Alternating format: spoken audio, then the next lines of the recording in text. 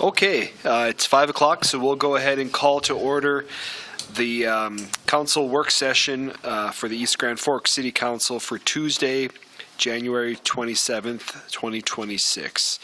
Would the city clerk please call roll? Mayor Mark Olstead. Here.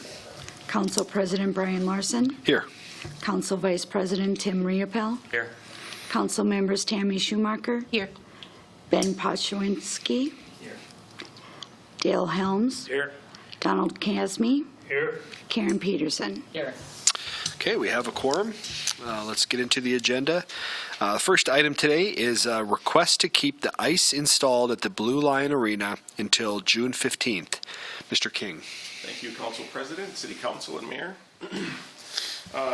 Traditionally remove the ice at the Blue Line Arena right about the end of March. This year, a little bit different with the facility improvements projects taking place.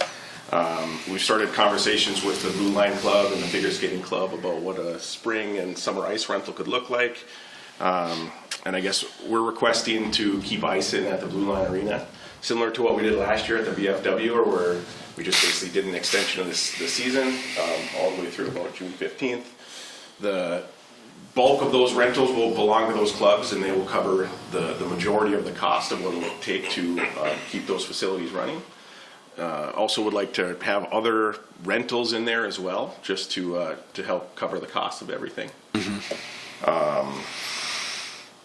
And then kind of looking down the road, once we're finished with the facility improvements project and the VFW has a new dehumidification system and everything set up like that, this is kind of what we would want to be our standard operating procedure is ice goes in, say September in the VFW, and stays in there through the end of June. It's kind of what we're looking at. Again, looking at a minimal budget impact through these rentals, we feel confident that we'll be able to cover the cost of the utilities and the part-time staff to run the operations there. All right, thank you, Mr. King. Any questions for Jeremy here? Mr. Helms. Just a couple of quick ones. I'm sure you got it covered, but is the ice plant for that, is that one ice plant runs both those arenas? No, they're separate ice plants. They are separate, okay. Yep. All right, that's what I was wondering, because I just wanted to make sure it's not going to No. interfere anyway and holding up the other project. So, Sure. Okay, that's all I got. Thanks. Okay.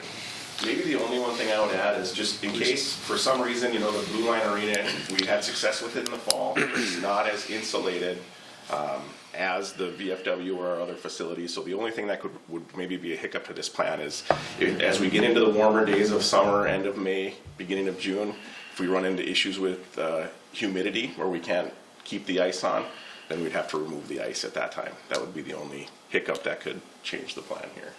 So it's hot and humid outside.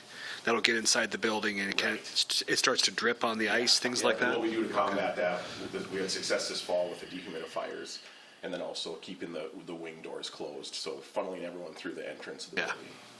Got it. Okay, thank you. Any further questions for Mr. King? Okay, I see none. Let's go on to item number 2 then. Request to accept the Mighty Ducks grant for R22 replacement at VFW Memorial Arena. Mr. King. Thank you again. Have some exciting news to share with everybody today. Back in August, when we applied for the Mighty Ducks grant, just a reminder, that was a grant for a R22 phase-out that was brought forward.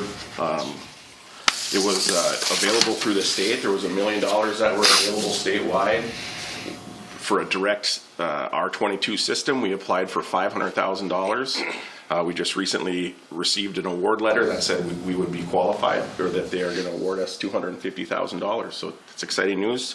They had, through that $1 million, they divided it between 4 communities for $250,000 each. And those grant dollars will go directly to the project at the VFW Arena to help offset any additional local costs. That's great. Thank you for the great news. Any questions for Mr. King? I see none. Okay, all right. Yeah, thanks again for the wonderful announcement there. That does bring us to the end of our agenda here, and Charlotte gave me 10 minutes, so I think we're well under that, right? Good job. All right, thank you.